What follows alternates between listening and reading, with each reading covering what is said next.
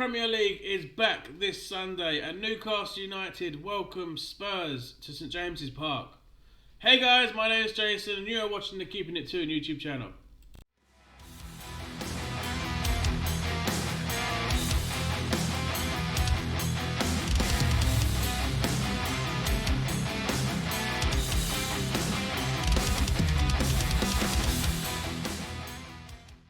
Hey guys, I hope you are all well today. The buzz from the takeover news has slightly died down now, but obviously at St James's Park on Sunday, that buzz is going to be sky high again. The whole place is going to be buzzing. The only dampener on that thing, or on that occasion, would be if he is in that dugout. We do not want him in that dugout. Yes, there are some fans that are saying, let him have that game. But there's a more larger percentage of us, and that's me included, that does not think he deserves to have that first match under these new owners and to also have his 1000th game with us. I don't want him. Never have wanted him. Still don't want him. I don't want him in charge of Spurs. I believe that the fans at St James's Park will be the 12th man, and we're going to have so much confidence. The players are going to have one of the biggest confidence boosts they've had in a long time with the atmosphere. And I believe that we can go on and win the game. I think we can win this game. If he is in the dugout, we are losing this game. I've said that now. I think we can definitely win this game, but he has to go. He has to be gone before we play Spurs. But I do have that horrible, horrible feeling that he will be in the dugout on Sunday and we'll throw the game away, as we always do with him in charge. He is an awful manager. He is an awful head coach. He's just awful. But moving on, we play Spurs. Now, Spurs haven't had the best of starts under Nuno Espirito Santos. Don't get me wrong, I think he is a fantastic manager, but it doesn't seem to be going right for Spurs at the moment. Harry Kane is on a dry spell. He hasn't really scored at all, but he does love his goals against Newcastle, so it could be a way for him to get back to scoring form. Open his account for the season as well. And what's strangely enough to say, Joel Linton does have a nice little, does like to score against Spurs, so we could actually see a goal from him. The game actually, in quote Steve, the game could actually go either way, because Spurs again have not had a good start to their season. They've had an okay start, but their form has dipped and Kane isn't scoring. So yeah, I think we can take full advantage of this. Let's move on to our head-to-heads with Spurs, and as you can see now on screen, which is right there, there are quite a lot of red L's there. We don't have the best of records against Spurs. Since 2017, we've had a run of 8 games, only winning them once. That was a 1-0 victory at Tottenham's new stadium, where Joe Linton was the one that got that goal. Last two results have been a draw, that being a 1-1 and a 2-2. I think it's Tottenham have, in overall head-to-heads, Tottenham have won 71 of those games. We have won roughly around 52, and we've drawn about 34. So we have played each other a fair amount of times. Looking at those results, It doesn't look good on paper, but again, the atmosphere is going to be electric. It's going to be, in the words of The Rock, it's going to be the most electrifying thing in the whole of sports. I do feel very, very confident. It's just that one right there. I do feel very confident, and I do feel we can actually get a win. It's got to be the first time I've actually felt so confident now that Mike Ashley has finally left. We have new owners. We are the richest club in the entire world, on the planet. This whole entire globe, or flat earth, however you want to say it is, we are the richest in the world. That is a huge confidence boost to the fans, not just the players. We feel as if a great pressure has been taken off our heads. We've just got that slight headache that's left. And when he goes, that headache is going to go away. It's going to be amazing. It's going to be amazing. Trust me. Enjoy this ride, because we have deserved this. But yes, going back to those results over there. It doesn't look good on paper, but anything can happen. We do have home advantage, which is a plus. So, bring on Spurs. I mean, I cannot wait. I cannot wait. So, let's move straight on to my starting 11. I'm hoping that doesn't necessarily have to be the same players, but I would like to see this formation used. But if he is in a dugout, we can expect definitely to be 5 at the back. But moving on to my formation and my team prediction, I've gone for this. And as you can see right here, I've gone for a 4-3-3 formation. We do have players back from injury now, so I will expect them to start possibly. I have gone for Carl Darlow in goal, because I don't think Dubravka will be ready to start the game. So I'll give Darlow another game, and most likely Dubravka will come in our next game. Right back, I've gone with Manquillo. The 2 centre backs, I've gone with Federico Fernandez and Paul Dummett. Yeah, I've not got Lascelles in the squad. I've not got Shah. I've not got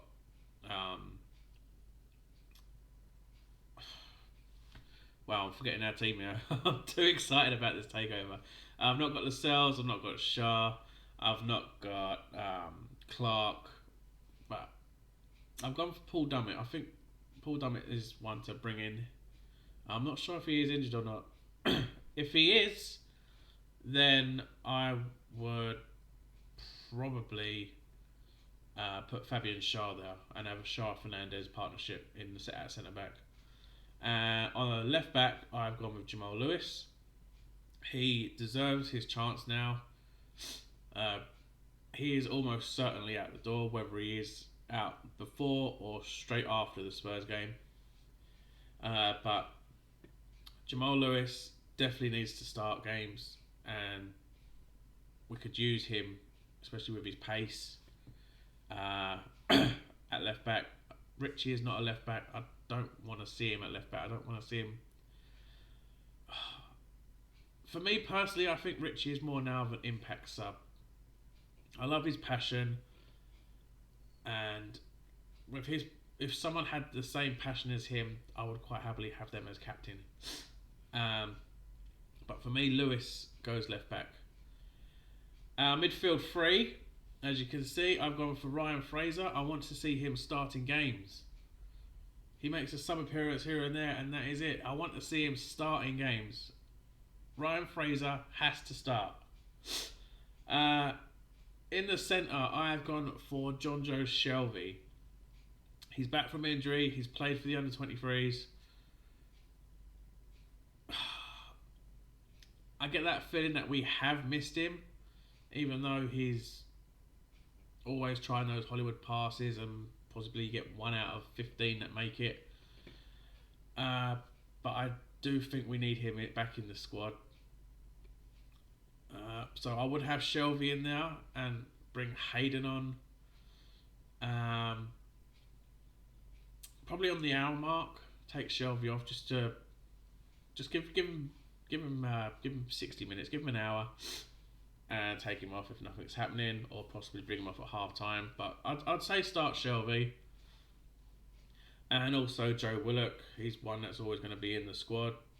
But we do want to start seeing some improvements from him. I really, really hope and pray that he isn't going to be another Kennedy type signing, where he was amazing for his first loan spell, and when we got Kennedy back for his second loan spell, it was horrifying. In this case, we've had Joe Willock for his first loan spell being amazing, and we've gone out and brought him, and it's not really kicked off as well. So maybe I could drop Willock and put Hayden in there instead, and have a Fraser, Shelvey, and Hayden midfield. But as it is, I'm going for Joe Willock, Fraser, and Shelvey as my midfield three. Now, moving on to the strikers.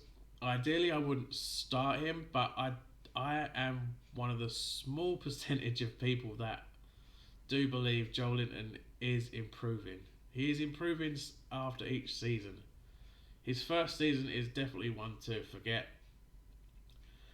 His second season, he did improve.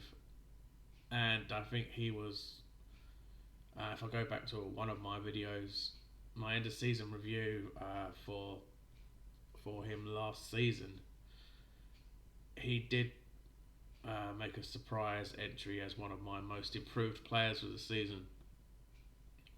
So I have gone for Joelinton.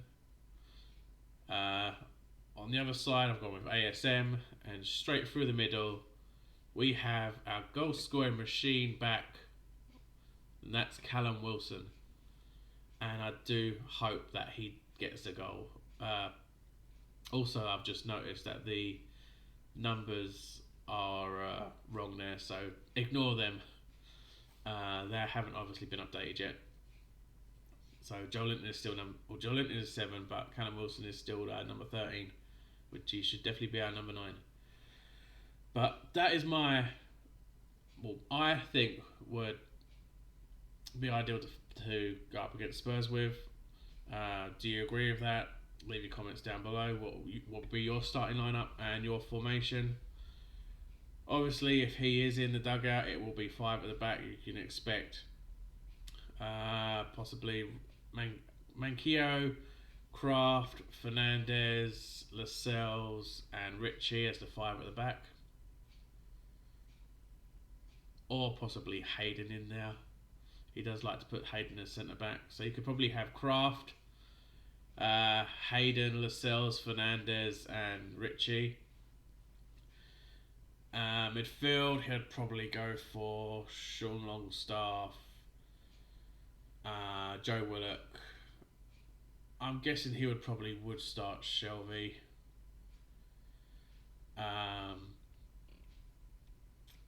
And then he'd go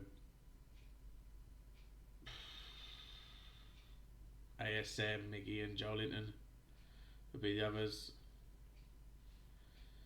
I think that's the right amount. I could have named more players there. But either way, that is my starting 11. Again, if you agree, let me know. If you don't agree, let me know. What would be your starting 11 and formation? But yeah, moving on to my score prediction. So my score prediction is I am going for a 2-1 Newcastle win. I do believe Spurs will score, but I also believe that the atmosphere at St James's Park is going to spur us on, like the pun now, it's going to spur us on to go on and win that game. I'd probably say that we will take the lead. Spurs will equalise, and then we'll probably get a late winner. But yeah, I'm going for a 2-1 Newcastle win. If he is in charge for that game, then I am going for a 3-0 Newcastle defeat. Yeah. You know me, I have to do a win, draw, and defeat result. So, for the defeat, if he is in charge, I'm going for a 3-0 defeat. If he is not in charge and we do lose, I would probably say 1-0. So it could go either way. The atmosphere is going to be the main point throughout the entire game.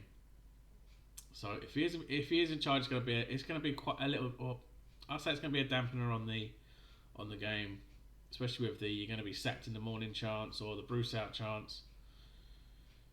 Again, I say he doesn't deserve to have his 1,000th game for us. But win 2-1 is my one I'm leaning towards the most. Actually wanting a win. A loss, I'm going 3-0. A draw, now we've drawn our last two, that being 1-1 and 2-2. So I'm not going to go for a 3-3. If we were to draw, I think I would go for a... You know, we're still hunting for our first win, and Tottenham's form's not been as great. So I think it could be a 0-0. We haven't really kept a clean sheet, but I do think that if we were to draw, it would be a 0-0. We'd cancel each other out. So yeah, those are my results. 2-1 win, 3-0 defeat, 0-0 draw. Bit odd all over the place there, but what do you think of those results? Do you agree with those results? What would be your win, loss and draw results? Leave your comments down below. And Bruce out. Who would you like to be our next manager? I know Brendan Rodgers has been heavily linked, but he has come out and said that he does not want the job. So forget about Rodgers. Antonio Conte. His demands could be a bit too high. So possibly could rule him out as well. We have Steven Gerrard and Frank Lampard as younger options. I think personally I would go for Frank Lampard over Steven Gerrard.